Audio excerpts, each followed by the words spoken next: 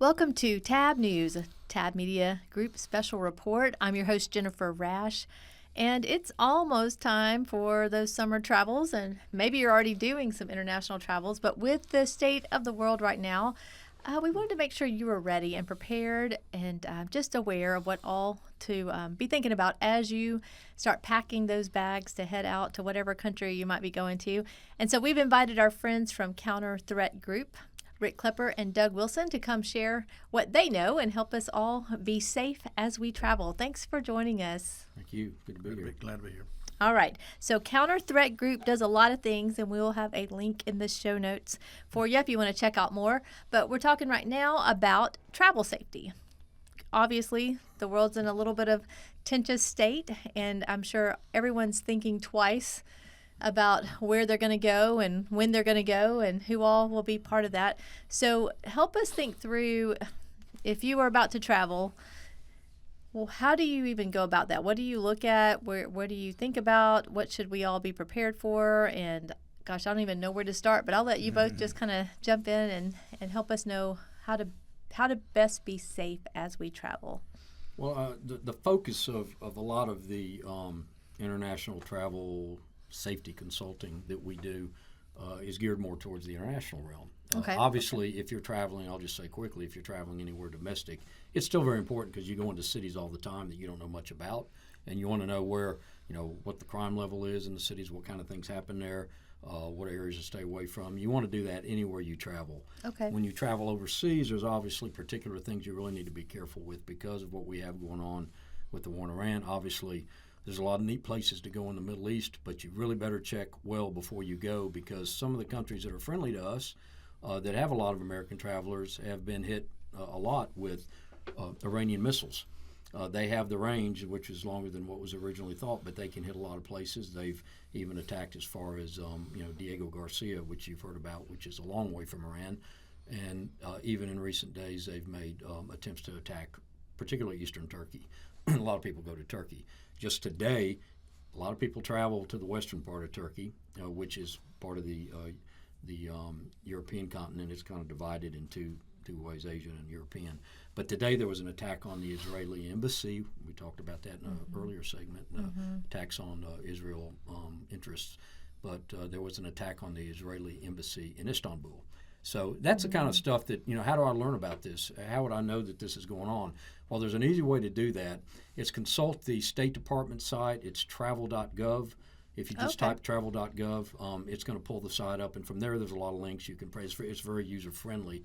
But I would say this is an initial step that you want to take. I would never use that exclusively for all the information you need about traveling overseas. But it's the first step you want to make because it will immediately tell you and it will identify the different levels of travel advisory level that the State Department puts on every country in the world. And there's 4 of them. It's exercise normal precautions. That's the best level because there's really not any indications of much at all. Part of Europe isn't really under that. A lot of North America is under that. When you get up into Canada and all that, it's in the blue level. The second was exercise increased caution. It means there have been things that have happened. You just need to be a little bit more aware. It could be crime-based or other things. So there's a lot of countries that fall under that, particularly even in Europe. Most of them are at least level 2.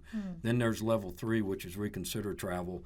And this is a State Department designation, which means for a lot of people, they might want to relook or rethink going to that. A lot of times, the reconsider travel is a designation for an area within a country that there's been something that's happened. It doesn't necessarily mean the whole country's that way, but there's enough things that have happened in other places. It kind of puts an umbrella over the entire country. It doesn't mean not to go, but you should really look at it and do a little more digging on what caused it to be that level. The 4th one is do not travel. It's a red level advisory.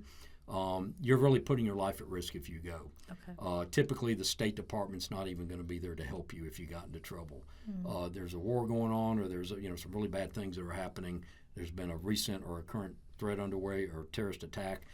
But those are countries I would not go to a level 4 country. Now, if you're in the military and you get sent over there, you don't have a choice. Right. But if you're doing your own thing and you're traveling, I would do that another day. So that's on the State Department travel.gov site. Well, that's interesting because we back when all the situation in Venezuela was happening and it was very tense at that moment.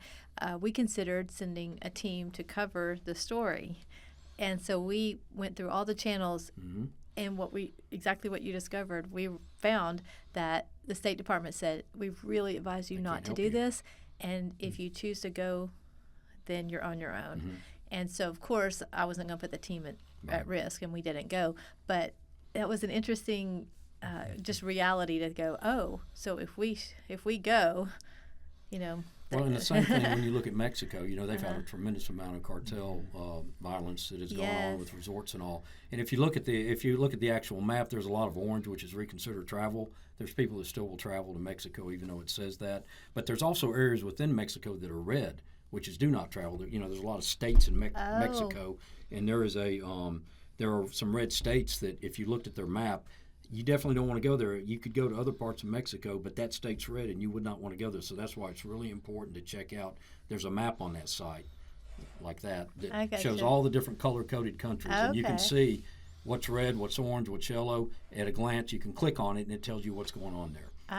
It's really user-friendly. Once you open up that link, you'll see that. But then one other thing I want to mention regarding international travel is enroll in STEP through the State Department. It's simple. It's online. I know you're familiar with it. I am, yes. It means Smart Traveler Enrollment Program. Yes. STEP, you put in the dates of your travel, the countries you're going to be seeing during that travel, or if it's just one country. Yeah. So they can alert you if something is going on that you need to be aware of as an American citizen in that country. They will send it to your text, or they'll send it to an email, and it will tell you, stay away from this particular area because there's a major demonstration going on, or they just had a terrorist attack, or whatever it is. They will tell you information real time so that you're aware when you're over there. That's the first thing. The second thing that's very important about that is if they had to do an extraction because things really went downhill and they've got to remove American citizens out of the country, they have your information immediately, and they know how to reach you because of your email and everything else. It doesn't mean they won't find you if you didn't sign up for STEP, because obviously you have to go through State Department stuff just to travel anywhere. So they're going to have your information, but it's a whole lot quicker if you've done STEP. Yeah, and it just made me feel safer by using that, to know that I was in somebody's database and they could find me. Yes, much easier, at least in theory. Yeah.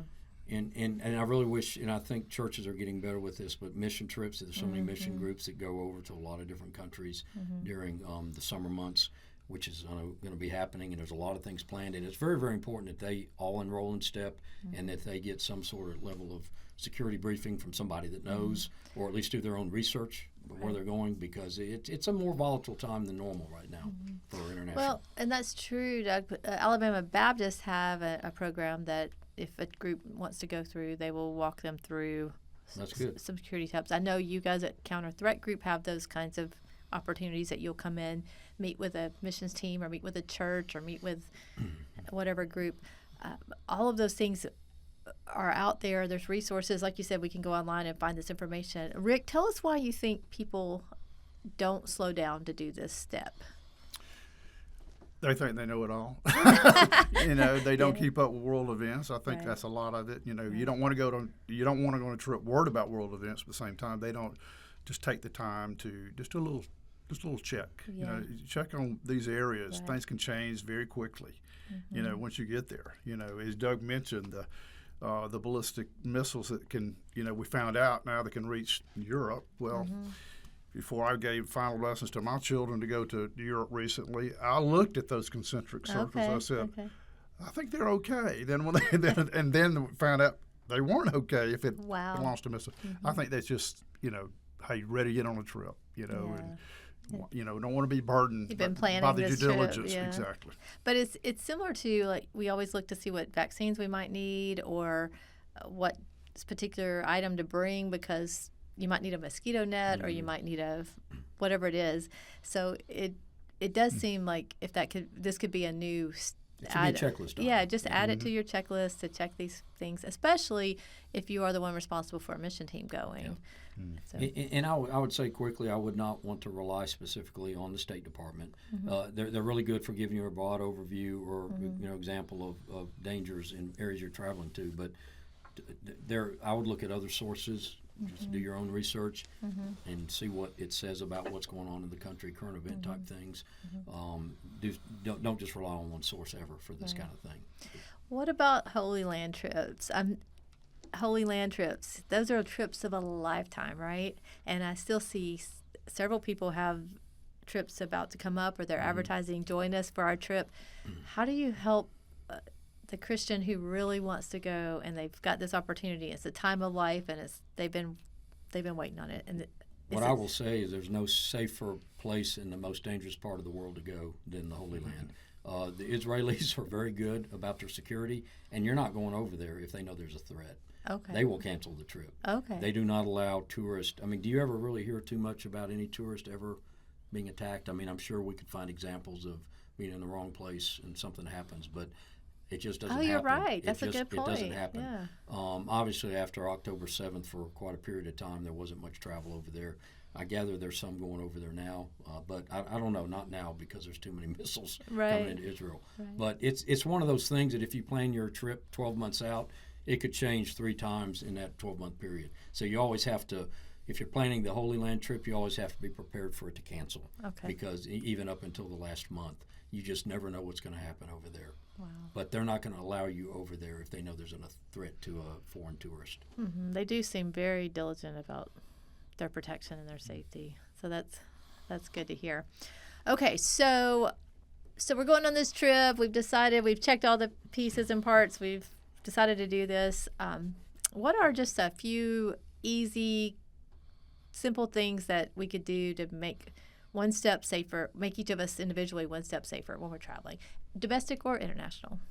Well, just personal, particularly internationally, the one thing you don't want to look like is an American tourist. If you look touristy, even in our own country, though, domestically, if you look like you're a tourist in whatever city you're in, you're a target for somebody that is interested in a criminal activity or pickpocketing or whatever it is. The same thing applies overseas. Mm-hmm. If you look like an American, you're immediately perceived as wealthy, rich, ransom worthy, all that kind of thing. So blend in, try to see what they wear in the areas you're going to and wear something like that. Mm-hmm. Don't ever act like you're lost. Everybody gets lost when they travel. If you get lost, you go into a restaurant or some place inside to get your bearings. Don't look confused or act confused. Don't look at your phone out in public trying to figure out where you are, because that's people zoom into that kind of somebody that looks like they're a little confused. Mm-hmm. So general things like that. I think we talked about earlier the dummy wallet, mm-hmm. and this is a fake wallet that you can carry. Always keep your personal items locked down in internal pockets. They have things you can wear around your neck now. They have these travel vests that you have internal pockets that are really safe. Never put anything in an exterior pocket or in a backpack, because that's exactly what they're going to go for. But if you had something that had some real money in it and some little things that look like ID that really aren't giving away any information, have that. And if you really got cornered and somebody's trying to rob you, throw that at them. They'll open it up. They see real dollars or real euros or whatever it happens to be. They think they've got your stuff, and they don't. They've got something fake that maybe has a few real dollars in it. But then they'll take off and leave you alone, and all your real stuff you still got. Mm. But you have something you can give somebody if they try to attack you. Yeah. So that makes sense. All right, we're going to take a quick break, and we'll be right back to find out more about Counter Threat Group.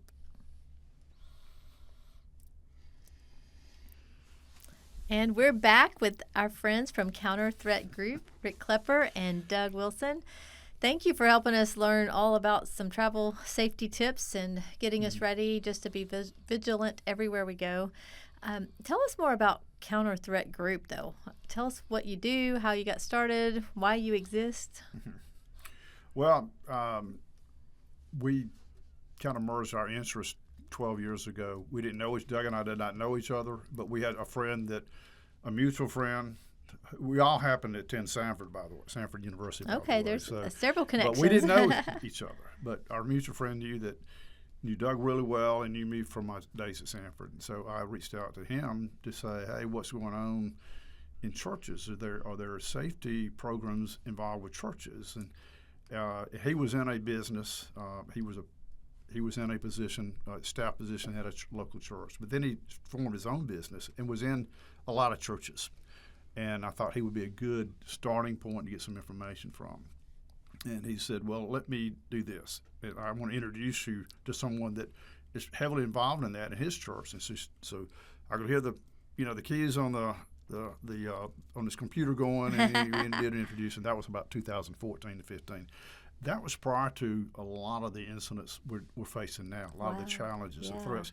For instance, the shooting at Charlotte had not taken place, Charleston, I'm sorry. In fact, we were meeting, we had planned a meeting here in Birmingham the day after that happened. I was actually en route and found out about the Birmingham and found out about the shooting in Charleston, and it was like, I think we got something to work with here. There's something going on. So there's a lot, even before ISIS was a household name. So I was seeing, just doing my research, that there were incidents taking place. So we may want to take a look at this trend, and see if that is something that we need to delve into. Then William Holm met Doug, and he's part of a safety team, and he was always coming at from the angle of a coordinated attack, as we're talking about today. So that was a conversation 12 years ago. So I had an interest in it. I had a banking background, and I need risk management, and knew how to put business plans together and all that. But I didn't have the element of someone that was really a practitioner of this. And so I met Doug, and so we started out and have thrived mostly on churches. When I say thrive, that's where our passion is, because it is a soft target. There's no reason to be attacking a church, not in this country. We shouldn't be attacking churches. So that's kind of where our heart and passion is making sure those churches, doesn't matter what denomination, that they are safe places to go to worship in our country. So add to that. Well, I was going to say we developed. I will probably talk about this later, but we developed a tool that we do assessments with, and initially we go around and try to identify the vulnerabilities, and having fresh eyes, somebody that's really not been to that church, doesn't know what it looks like.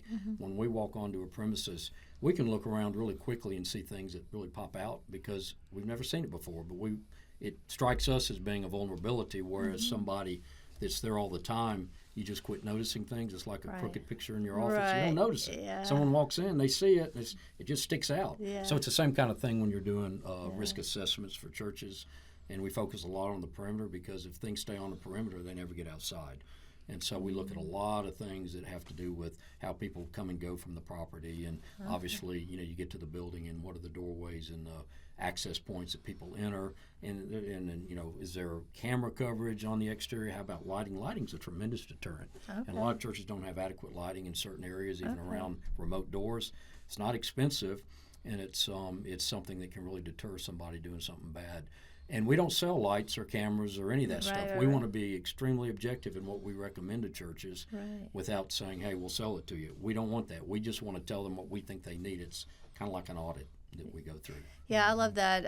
That one day you were coming to our office and you walked through, and I couldn't even get you to the meeting room before you were like, did you see that? Did you notice that? Hey, that's over there. This is a problem. I was like, okay, guys, okay, come sit down. But it's just natural for you to, you notice so quickly and easily. You notice what needs some attention. We can kind of, and when we sit down with a church or any other organization, within about 3 to 4 minutes, we can tell kind of how what their security posture is. How serious are they? And the ones that say, "Hey, we're glad you're here. We have some issues," and they're interested in what we do. Then and they acknowledge their issues, and all churches have issues. They just maybe not acknowledge it. Right. Those are the ones that we can get a lot done with, and bring them to a more mature type model. I'm guessing part of maybe the conversation will land with, well, this person around the table may agree, yes, I see all of this, and another person may be concerned about if we get too hyper-focused on that, we're not as 100%. warm and welcoming. And then another person on the team is going to go, this is going to cost too much money to fix all these things, so don't tell us about it, because we don't want to know what we don't know. Well, How do you deal with all of that? One of the things we always tell churches is we're going to give you a thorough report, and some of this stuff is going to be a capital expense. You're going to have to buy cameras and things like that. Right. And no one expects that you're going to do this. And, our churches have budget cycles, just like they've got decision chains they have to go through. But if you can at least start the process, we outline the most critical things. Okay. And we kind of have levels. It's sort of like the travel safety. You have levels of threats. Right. So focus on the real critical things, and sometimes it doesn't cost anything. It's more procedure. It's Oh, more of a procedure, okay. like have an usher on that remote door so someone can't just walk in and get into the sanctuary Right. without being noticed. So there's simple things like that we'll find, and if they will just start the process in improving their mitigation strategies for some of the things that we find, that's what we want. If something were to happen and there was a bad event that happened in the church and it got before a jury and all that sort of thing, and they see that this church had an assessment and they've actually implemented a lot of the things, I mean, it's really going to help them out in that kind of setting to know that they've actually been working towards trying to improve their safety and their security. But there's no way a church is going to be able to do everything in the first year that we provide the information. But it gives them a blueprint of what they need to do to improve their security over time. How often do you suggest churches have this audit where someone like your group comes in and does one time would be great. Just I mean, if they just let us do it the first time, they're going to uncover a whole lot of things, and hopefully it'll develop that mindset that keeps them, looking themselves for things. And then sometimes they'll invite us back when they do a building program or something like that. Yeah, the one time can be sufficient. If they're internally keeping up with their progress, sometimes we get called in to say, "Hey, we've made these improvements. What do you think about where we are now? Is it you think it's suitable? Is it going to fit the needs?" Sometimes there's construction projects that go on that change what our original assessment was in what we were engaged for to look at, and so we like to be in that loop going forward, because we do, we don't ever discontinue conversation or communication with someone we do business with. We're always there to, hey, you pick up the phone, you had an issue, call us, let's talk through it. And so it doesn't go away once we finish a threat assessment. So I heard you say earlier, Doug, about the perimeter, trying to mitigate the situation before it ever gets inside. What does that mean exactly? What were some examples of what you're talking about? Well, obviously, a bad actor that shows up to your church has got to start from the exterior somehow. They have to arrive there. They have to arrive into a parking lot or park on the street. They have to get out of a vehicle. If they're carrying out a bad act, they probably are carrying stuff with them. So how do you know about that? Well, obviously, hopefully you've got cameras that somebody's monitoring, but even better than that, it's a personal identification thing from safety team or security members that are walking around and observing the exterior during big event times like church. Okay. So noticing something, or if it's somebody doing the pre-operational surveillance, as I mentioned, they may not have anything but a cell phone, but they're taking pictures. Got it. They're walking around. Yeah. Never seen them before. They don't look like they're here to worship. Yeah. Those are the kind of people that folks have to let security team or church staff know this is uncomfortable. I just saw this. They're located over there. So if we know what's going on in the perimeter and we have eyes on the perimeter, whether it's through a camera or through individuals noticing things or safety team members, you can hopefully thwart something before it ever becomes the next phase where they actually execute the attack, because you've stopped it during the pre-operational surveillance, or maybe you stop it on the day that they're there to execute the attack on a church. Wow. By contacting law enforcement or making sure, hey, look, something's happening in our parking lot. We need somebody here. You have enough safety team members that can react. I mean, it's one of those fluid things. You don't know how you would react, but just knowing that the potential's there and knowing that it all starts on the perimeter is your best first step on getting it from or preventing it from ever happening on the inside. And that's why having enough people on a safety team, obviously having people that might have a law enforcement background, intelligence background with some of the three-letter agencies, or a military background are really good. But just people that want to help and be involved in helping with safety and security, you screen those kind of people. But if churches would just be real diligent about recruiting folks for safety teams and security teams, and having that at every church, you're gonna thwart some things just from having people that are geared towards looking for that kind of stuff. So that makes sense. well, I hope it does. It's a long answer for what you asked, but and Rick, if a church is listening right now and they're like, "Ooh, I really need to get this done," what do they do? Do they call you guys and make an appointment? What happens? Well, that's the first step. They could go online to our website. There's an email address that we staff@counterthreatgroup.com. Our individual phone numbers are on there, so we get communication in different formats. So either phone call or email, and we put this on all the social media, Facebook, Instagram, and not Instagram, so YouTube, LinkedIn, all those sources. We have that information. Pretty much your preference of way to communicate. You're there somewhere. Yeah, right? there's either call or email us. We get them, and sometimes it's obviously we're introduced through other parties. But if someone didn't have that connection, obviously email, call us. Right, and go ahead and state your email again and your phone number. The staff at Counter Threat Group, and that is counterthreatgrp.com. Okay.